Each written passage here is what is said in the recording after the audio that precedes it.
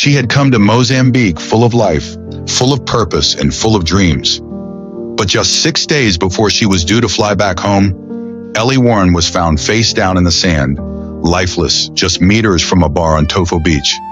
Her body told a story of unimaginable violence, but the people meant to seek the truth, they buried it. What happened to Elly that night wasn't just a tragedy. It was a betrayal by a system that looked away, by authorities who were too indifferent to care, and by investigators who twisted the facts until the truth nearly disappeared. Elly was just 20 years old, a bright Australian marine biology student with a heart for the ocean and a soul full of kindness. She traveled halfway across the world chasing purpose, only to meet a death no one would ever deserve. And when her devastated father flew thousands of miles to find answers, he was met with cold shoulders and closed doors. Instead of justice, he found contradictions, cover-ups, and a police force desperate to call her death anything but murder. Don't desist to risk. They said it was accidental, but Elly's injuries, her battered face, the position of her body, the evidence that mysteriously vanished, tell a different story. A story soaked in silence and smothered by a justice system that failed her at every turn. This case isn't just about a life lost. It's about what happens when the truth is inconvenient, and the people in power would rather bury it. If you're new here, welcome to True Crimes by Dominic, where we dive deep into the darkest corners of human behavior to uncover the truth behind the headlines. Make sure to like, subscribe, and hit the bell, not just for more stories like this, but to keep these forgotten victims alive in memory. Elly Warren was found face down in the sand, lifeless, discarded like she didn't matter, just a few feet from a beachside bar in Tofo, Mozambique. It was November 9th, 2016, the day after she was meant to return home. The sun had barely risen when locals stumbled upon her body, and while the sky over Tofo glowed with early light, something far darker was unfolding behind the scenes. Because what followed wasn't an outpouring of justice or urgency, it was silence, indifference, a sickening shrug from the very people whose job was to care. The Mozambican police brushed off her death with the casual coldness of bureaucracy, labeling it an accident, almost as if her life had just slipped on through the cracks. But there was one problem with that theory: the evidence. There was so much evidence that screamed otherwise. Clues that painted a picture not of an accident, but of violence, of someone who had been silenced, someone who had possibly fought for her life. But the people tasked with uncovering the truth, they barely lifted a finger. And here's the part that hits even harder. Elly's father, Paul, had to fly halfway across the world to uncover what really happened to his daughter. Not because he wanted to, but because no one else seemed willing to. Imagine that, a grieving father forced to play detective in a foreign country while battling authorities that treated his daughter's death like a minor inconvenience. This wasn't just about a murder. It was about a system that failed a young woman and a family left screaming into a void that never answered back. Elly Warren was just 20 years old, a bright, adventurous spirit with a heart full of dreams. Born in Melbourne, Australia in 1996, she grew up surrounded by love. Her family, her mom Nicole, her dad Paul, and her younger sister Christy meant everything to her. But like many families, things weren't always perfect. Her parents split when she was still young. Still, Elly kept her light. She remained the bubbly, energetic, endlessly curious person everyone adored. And while she shared a good relationship with both parents, she and her dad had an especially close bond. Paul wasn't just her father, he was her best friend. The kind of dad who would drive for hours just to take her to the beach, her favorite place in the world. The ocean made her feel free, alive, and that sense of wonder never left her. Paul often described Elly as a force of nature, fearless, loving, and endlessly curious. Nicole saw her daughter as someone who brought joy into every room. Elly loved people. She loved nature. She loved life. And she had big plans for her future. After graduating from Parkdale Secondary College, Elly planned to attend James Cook University in North Queensland to study marine biology. But before jumping into university life, she wanted something more, something deeper. She longed to get her hands dirty, to explore, to understand the ocean, not just through textbooks, but by diving into it, literally. So in 2016, Elly juggled 3 jobs to afford the trip of a lifetime: a 6-week volunteer marine biology program in Mozambique with a diving group called Underwater Africa. It was her dream come true. She arrived in October 2016, full of hope, wide-eyed and ready to change the world. She stayed in a bungalow at Casa Berry, a popular diving resort tucked along the edge of Tofu Beach. And during those 6 weeks, Elly was in her element, studying coral reefs, swimming with sea life, bonding with volunteers from around the world. She was happy, radiant. Her family said her voice would light up over the phone. She was exactly where she was meant to be. But then, everything changed. 6 unforgettable weeks blurred by, and suddenly it was early November. Elly's program was wrapping up. She was preparing to return to Australia to begin the next chapter of her life. University, adulthood, everything she'd worked so hard for. November 8, 2016 was supposed to be her final full day in Mozambique. But Elly never made it to the airport. She never stepped onto that plane, and the paradise she had fallen in love with became the place that swallowed her whole.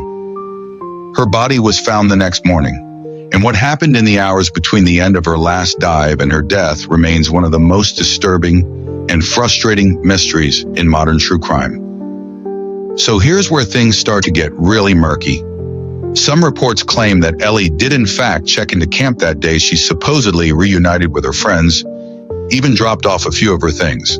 But then, a conflicting report came from the manager of the hostel where Elly had been staying. According to them, Elly never checked in at all. The timeline was already beginning to fracture. Still, what is certain is that later that night, Elly joined her friends to celebrate the completion of their 6-week volunteer program. They'd spent the evening laughing, dancing, and drinking at a local beach bar called Victor's, a spot popular among travelers and locals alike. Elly was in good spirits. Her friends said she had a few drinks, sure, but she wasn't out of control. She wasn't stumbling or slurring or acting strangely. By all accounts, she was fully aware of her surroundings, just a young woman enjoying her final night in Mozambique. The next day, Elly was supposed to fly back home to Australia. She couldn't wait to be reunited with her family. 6 weeks may not seem like long, but for the Warrens, it was the longest they'd ever been apart. Elly had always been close to her parents, Nicole and Paul. They missed her deeply, and the excitement of seeing her again had kept them going. But Elly never got on that plane. Tuesday came and went, then Wednesday. Elly didn't call, she didn't text, nothing. And Nicole's instincts kicked in. She knew something wasn't right. Panic took over. Nicole and Paul began calling everyone, Elly's friends, her campmates, even the hostel. They hoped for a delay, maybe a lost phone, anything but the worst-case scenario. But then the phone rang, and the voice on the other end shattered everything. It wasn't Elly. It was her younger sister, Christy, and she was screaming, absolutely hysterical. "Elly was murdered," she cried. Nicole and Paul froze. It was the kind of sentence no parent should ever have to hear, the kind that lodges in your chest and steals the air from your lungs. Their beautiful, kind, adventurous daughter, gone, murdered. It was too much to comprehend. And the worst part, it hadn't happened just around the corner. It happened on the other side of the world, in a foreign country, in a place where they had no control, no answers, just grief and questions. So many questions. Who could have done this to Elly? Why? What happened to her after that final night at Victor's bar? Who saw her last? The Warrens had no choice but to trust the Mozambican authorities to investigate. They believed, or maybe hoped, that justice would be swift, that someone, anyone, would care enough to get to the truth. But they were wrong. What they found instead was indifference, a wall of silence, and a system that seemed more interested in protecting its reputation than solving a brutal crime. Mozambique is a stunning country. There's no denying that. Its coastline stretches for miles, its beaches untouched and breathtaking. Nature is at its finest here, from coral reefs to lush parks. It's paradise to the eye. But beneath that postcard beauty lies something far darker. Years of civil unrest have left their mark, and while the tourism industry thrives bringing in people from around the world, there's a shadow side, one the brochures never mention. Corruption runs deep. According to local estimates, nearly 55% of Mozambicans believe their police are corrupt. Cases go unsolved, investigations stall. Crimes are quietly reclassified, or worse, swept under the rug. And if you're a foreigner, a tourist, the odds are stacked even higher. Because the ugly truth is this: solving violent crimes can hurt tourism, and for a country that depends so heavily on those tourist dollars, anything that might scare visitors away often gets buried. And that's exactly what happened next. On Wednesday morning, a local fisherman stumbled upon something horrifying. Elly's body, lifeless and cold, was discovered near a public toilet block by the beach. Some say it was inside, others say just outside. The details? Fuzzy, contradictory. The Mozambican authorities couldn't even seem to agree on where her body had been found. That alone raised red flags. Then came Detective Juma Dodo, a spokesman for the Unsolved police. His conclusion? Elly's death was an accident. He claimed her body showed no signs of trauma, no cuts, no bruises, nothing to suggest foul play. It was the first of many infuriating inconsistencies. The investigation crawled. Weeks passed with no progress, then months. The first official police report didn't come out until nearly 6 months after Elly was found. And when it did, it was shocking. The report said Elly died from a drug overdose. But toxicology showed no drugs in her system. None. So how exactly did they come to that conclusion? It made no sense, and the Warren family knew it. Desperate for answers, they reached out to the Australian authorities, hoping that maybe, just maybe, the two countries could work together to uncover the truth. But Mozambique refused, flat out denied any outside involvement. They insisted Elly's case would remain theirs and theirs alone. Nicole had had enough. She took matters into her own hands and launched a petition on change.org, pleading with Australian Prime Minister Scott Morrison to intervene, to demand justice for Elly, to push for answers. And the world listened. Within just 2 weeks, the petition had gained over 36,000 signatures. As of the latest update, it's nearing 65,000, inching toward the goal of 75,000 voices calling for justice. Meanwhile, back in Mozambique, the detectives went quiet. Leads were ignored. The investigation seemed to vanish. And the one thing that should have mattered most, Elly's life, and the truth about how it ended, was slipping further and further into silence. But the Warrens? They refused to give up. After the first report from authorities, there was a long, deafening silence. But 4 days later, a new update was released, and this one changed everything. This time, Elly Warren's death was officially ruled a homicide. The new report revealed chilling details. Elly had died from mechanical asphyxiation, and horrifyingly, there were traces of loose beach sand in her mouth and lungs. But here's where things got even more disturbing. Elly's body had been found surrounded by dense, compact red dirt, not beach sand. So how does sand from a beach end up inside someone found far from the shoreline? The answer was as haunting as it was obvious. Elly must have been attacked elsewhere, on the beach, and then her body was moved. But why would someone do that? And more importantly, who would go to such lengths to hide what happened? These were the questions haunting Elly's devastated parents, especially her father, Paul. And once it became painfully clear that the local Mozambican police weren't interested in finding those answers, when it became obvious they were doing more dodging than investigating, Paul decided he couldn't sit back any longer. He wasn't just Elly's father. He had been her best friend, her biggest supporter. And now, a year after losing her, in the most brutal way imaginable, Paul packed up his life and moved to South Africa. He was determined to cross the border into Mozambique and search for answers himself.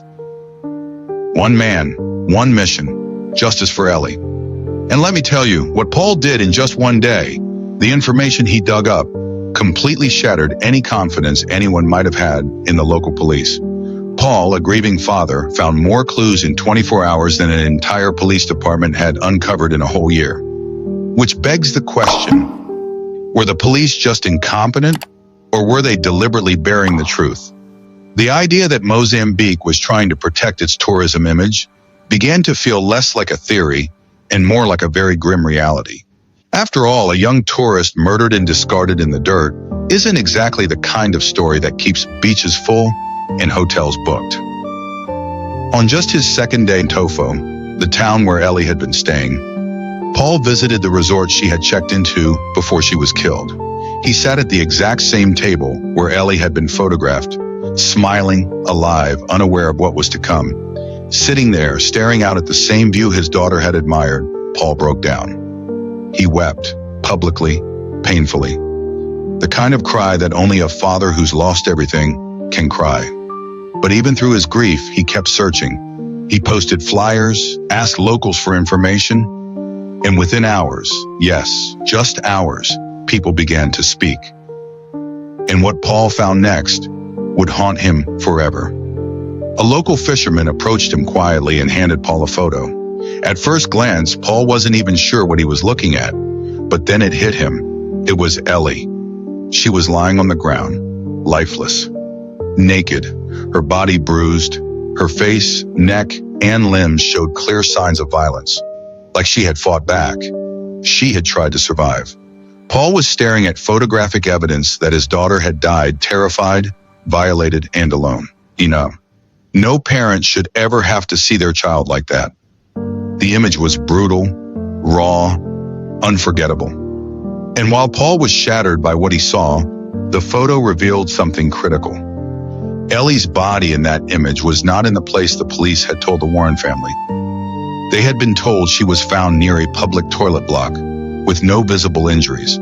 But here she was, bruised and battered, lying on a beach. The sand in her mouth and lungs suddenly made sense, which meant one thing: someone had moved her body to stage the scene. This wasn't just a cover-up, it was a deliberate deception. As awful as the photo was, it proved that the official story was full of holes. And Paul wasn't the only one who noticed. One woman, a local who had been among the first to see Elly's body when it was discovered, was shown the fisherman's photo, and her reaction was instant. She said, "No, that's not where we found her." She remembered Elly's body being positioned differently, placed near the toilets in what she described as a Muslim prayer position. Face down, arms stretched forward, backside raised. It was bizarre and ritualistic, completely inconsistent with someone who had simply passed out. But that wasn't even the most unsettling part. This same woman told Paul that when she saw Elly's body, police were already on the scene. So if the body in the fisherman's photo was lying on the beach, and the woman saw Elly near the toilet block, then who moved her? All evidence pointed to one horrifying possibility. It was the police themselves. Why? Perhaps to create the illusion that Elly's death was an accident, that maybe she had overdosed, or fallen, or was in the middle of prayer when something went wrong. Either way, it suggested something deeply sinister. The crime scene had been staged, her body had been tampered with, and critical evidence had been destroyed. So what were the police trying to hide? Were they trying to shield someone powerful, or were they involved? Despite repeated appeals, the Australian government couldn't get involved because Mozambique never requested their assistance. Paul and his family were left on their own, alone in their fight. But when Paul brought his evidence to the local authorities, they finally admitted it. Yes, Elly's body had been moved. Let that sink in for a second. The police knew it had been moved, and still they did nothing. No arrests, no suspects, no real investigation. They shelved the case, quietly, coldly. Paul was devastated. Elly's entire family was. But even in the face of heartbreak, they refused to give up. Elly's story began to reach more ears. It was featured on 60 Minutes Australia and made headlines across the country. And finally, in 2020, someone stepped up to help Paul. It was a man named Nick Greger, a private investigator from Germany. But not just any PI. Nick was known for digging into the darkest corners of organized crime, from Africa to the Middle East. He wasn't the kind of guy who backed down easily. He'd made a name for himself exposing illegal networks, dismantling dangerous operations, And now he was determined to help the Warren family uncover the truth about Elly. By 2020, the world had come to a halt. The COVID-19 pandemic meant borders were shut and travel plans frozen. Nick and Elly's father, Paul, couldn't return to Mozambique, but Nick didn't stop. From his home in Germany, he launched an online investigation and kept Paul updated every step of the way. Nick began reaching out to South African women, most of whom had worked in the adult industry or had connections to the criminal underworld. Why? Because they had knowledge, insight, and one of them mentioned something chilling. A violent criminal gang based in Tofo, the same area where Elly had last been seen alive. This gang wasn't your average group of thugs. They weren't hiding in the shadows. They practically owned the streets. They trafficked drugs, targeted tourists, and were so dangerous that even the local police wouldn't touch them. The law enforcement officers, the very people who were supposed to protect the public, were either terrified or bought off. These criminals ran Tofo like kings, and the police bowed to them. Nick knew he was poking a hornet's nest, but he also knew the Warrens deserved the truth. So he pressed on. One by one, he interviewed women with past links to this gang. Some had worked with them. Others had barely escaped them. But then Nick found someone different. A woman who was willing to go undercover. Smart, street-savvy, and brave. She agreed to infiltrate the gang and gather intel.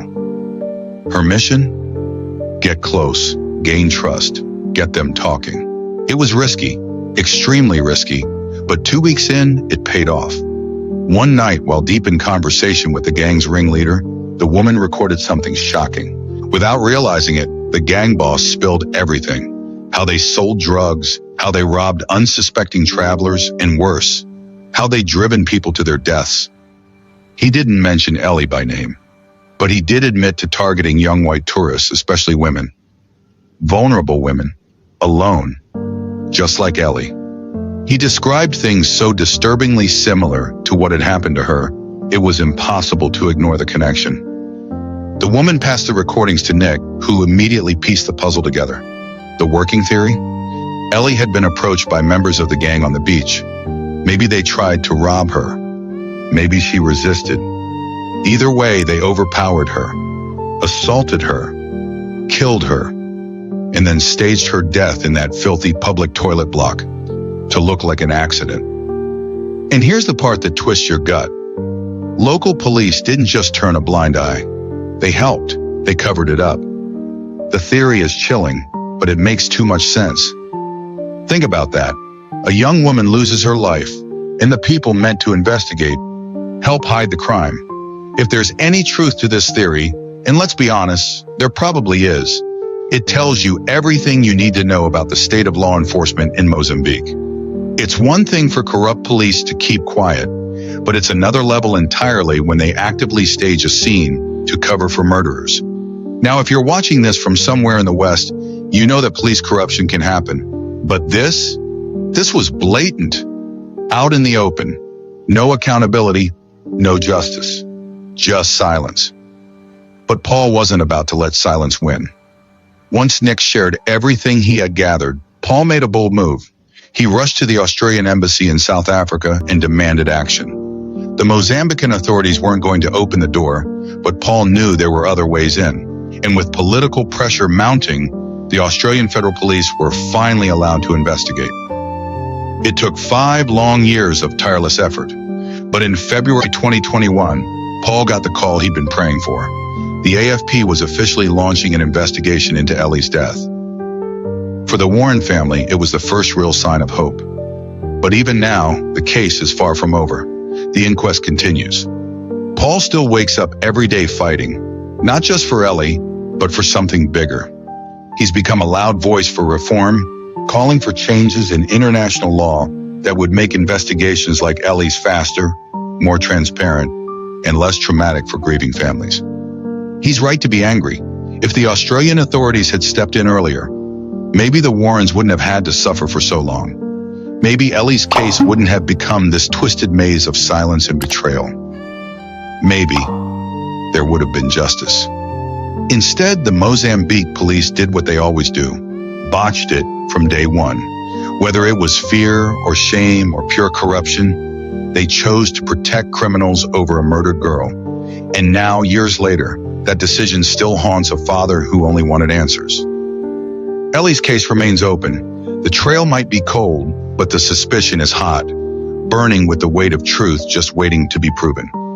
And while investigators work behind the scenes, Paul has done something powerful in the public eye. He laid Elly to rest in a way that felt true to who she was. He scattered her ashes on a Melbourne beach, the same beach she used to visit with him as a little girl.